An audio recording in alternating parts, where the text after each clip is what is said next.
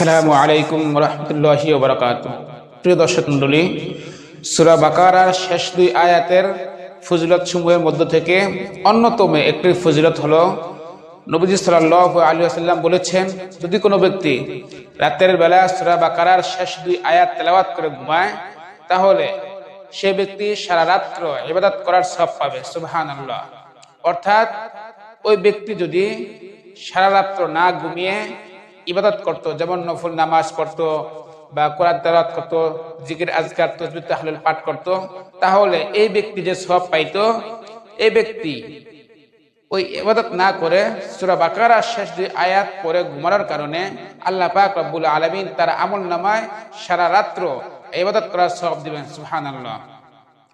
মুসলিম শরীফের ব্যাখ্যাকার ইমাম নববী রাহমাতুল্লাহি আলাইহি এই ব্যাখ্যাটা তিনি করেছেন এবং উলামা একরাম গণ সেম একই কথা বলেছেন।